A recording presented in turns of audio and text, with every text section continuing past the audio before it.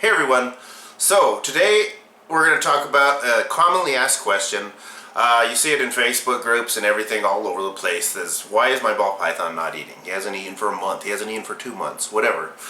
And we're going to get into all those different reasons. So whether it's, adults, hatchlings, males and females, there's plenty of different reasons. So we're going to get into it. So stay tuned.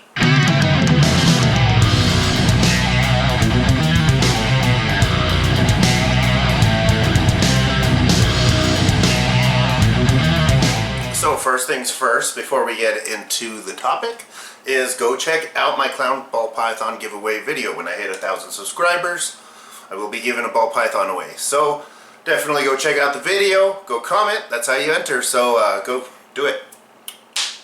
Next thing is I got a sticker here from, My Kryptonite. Unlock the potential, so cool, hollow sticker. And yeah, so let's find a place for that on the board. Got it. Oh, that back looks cool.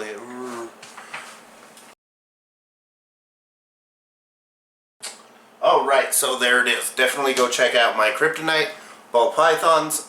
She has a lot of cool GHI stuff up in Canada, so definitely go check out her Instagram, YouTube, all that. Alright, so let's talk about ball pythons. They are definitely finicky eaters. They're definitely known for it. But they're known to kind of go off of food for a while. There's different reasons. Some of the reasons are our fault. Some of the reasons not so much. So, if you have a hatchling ball python, meaning like 500 grams or less, there really should not be a reason why that ball python is not eating.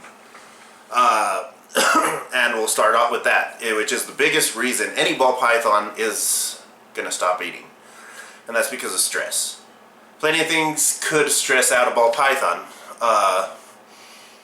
Its temperatures are wrong.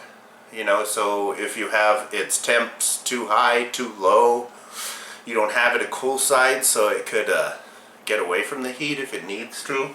And a lot of times, that's something people right away say, oh, its temps are where they should be. And a lot of times, just people, if you don't know, you don't know. But if somebody needs to help you, they need to know your temps. They need to know what your enclosure is like. You can't just say your temps are right, because they may not be. You go and tell them your temps are 98, and that's too hot for a ball python, or whatever, I'm not going to get too much into that part, but be able to explain exactly where your temps are at. So if you have a tank or a tub, you need to be able to say, okay, it's 90 degrees right here exactly at the hot spot. You don't want it 90 degrees throughout the whole hot side. You just want it that 90 degrees in one spot. Rest of it, 80 degrees, ambient temp, whatever. So, not going to get too much into, how to keep them, how to, keep their environment and all that. But, yeah. So, something's not right. Your temps are wrong, your humidity's wrong, something like that. It could also be that they're not feeling secure. So, if you have them in too big of an enclosure, so if you have a baby ball python in a 40-gallon tank, it's probably not good. However, if you do, or even in a smaller tank, tub, whatever, you want to have hides, you want to have, put some foliage in there, something to where it could feel secure. Also, another thing with tanks is to black out the 4 sides, not 4 sides, 3 sides. Obviously, you don't want to black out the whole thing so you don't even see your snake. But yeah, so get some poster board, or even a good thing, you could get some black paint and just paint the outside of the tank. That works good. So yeah, that's the biggest thing, is your ball python isn't getting its needs exactly right. So if your ball python, that's the first thing you want to check. Okay, check your temps. Use a heat gun. A lot of the dial thermometers suck. Don't really like to use those. Get a decent heat gun, infrared gun, put it directly on your temps. There, let me show So here you go. Here's a good little gun. This is one I got from Lowe's. This is actually a pretty cheap one. Lowe's or Home Depot, I don't really know. So you put it right to your surface and see, tells you your temperature. 77 degrees. It's kind of hot in here. Gosh.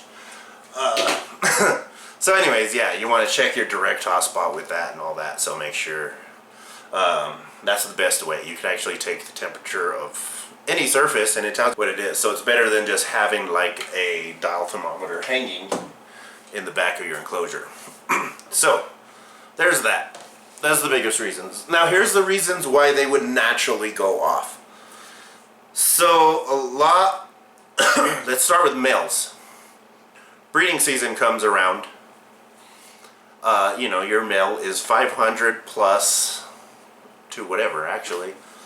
And it gets to that point where there's females around it and it knows there's females around it. All this snake is going to be thinking about is breeding. So some snakes will eat no matter what, but you get these ones that just think about breeding. They don't want to eat or anything. So you put the rat in there or whatever, and it doesn't eat, which is okay. You know, they could go a while, but you know, if that's the case, you know you have females around. If you just have one male ball python in your house and your temperatures are steady, it shouldn't go off of food because of breeding, because you don't have females around and your temperatures are steady. You don't have a drop in temp. Sometimes a drop in temp can do that. So, you know, there's not really a need to drop your temperatures and pick them back up if you're just, you know, have your one pet male ball python or whatever, female, whatever. So, yeah, breeding is a big one why males go off. So they could go off quite a bit.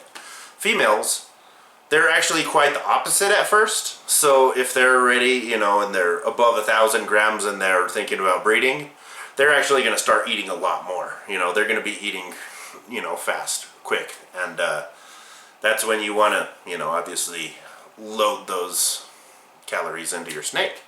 And, you know, not power feed, but load your snake, you know, with what it should be eating. And yeah, they're going to be eating real good until, you know, you can throw them together, breed them, until they, you know, getting either close to ovulating or they ovulate. And then they're going to completely go off of food. Most of the time. Sometimes they might eat. But yeah, then they're going to go off of the food. But, you know, other than that, females, if you're not breeding them, they should never stop eating. Ever. So yeah, there's that. And last thing I would say, and this is the most rare, honestly, in my opinion, but it's happened to me. And again, these are all my experiences. You may have had different experiences or whatever, but yeah, these are all my experiences. I've had experience where you're just feeding a snake maybe a little too much, a little too large of a meal. This isn't going to happen with hatchlings. Hatchlings are going to eat whatever. I mean, obviously you don't want to put a huge rat into your hatchling, but I've had some, you know, small males or bigger or females, whatever, and they're in that kind of in-between age, between smalls, mediums, or whatever size, you know, and then you pick them up and you start feeding them those weekly. One thing I noticed is if you have a, you know, medium-sized snake and start feeding it mediums weekly, it'll cause it to kind of go off of food for a while because it's been, you know, loading kind of all these calories, and they're just eating too much, I think, you know. So then they think, I don't know what they think, but I've noticed that it makes them do go off of food. So yeah, there's that. And again, that's rare. And myself, I feed frozen thawed to all my snakes. There is times you do have to go with live. So, you know, if your snake has gone a month without eating and, you know, there's nothing wrong with your setup, it's not in breeding season or whatever, you might just have to throw a live rat in there. If you already use live, then there's not much sense going the other way and going frozen thawed. Most of the time, it's, you know, if it's eating frozen thawed, give it a live and it'll get eating. Another rare occasion is if you get a hatchling ball python that isn't well started from somebody, you know. So if I just hatch out a clutch of snakes and sell them immediately, that's gonna be kind of tough to get that ball python eating, you know. If you're a breeder, you already know all the tricks to do all that stuff, but you know, if this is your first time snake and you get a, you know, snake right out of the egg, you're gonna have a lot of trouble with getting it fed. Most of the time, some of them will eat right out of the egg and they're awesome, but yeah, that case kind of sucks. So I mean, make sure you go with a reputable breeder that isn't going to sell you these kind of snakes. That's very shady to sell somebody a snake right out of the egg. That's pretty much it. Let me know down in the comments if you have anything to add to that, or whatever. If you think I'm an idiot, tell me down in the comments, whatever. So thank you guys for watching. Please let me know what you guys think. Again, check out the clown ball python video so you guys could win it, and go check out, what's her name, My Kryptonite. Go check out Nerd. I didn't show you guys that sticker because I got that sticker last time in the unboxing that I had. And yeah, so have a good day. Please like, subscribe, comment, and as always, spread the herps.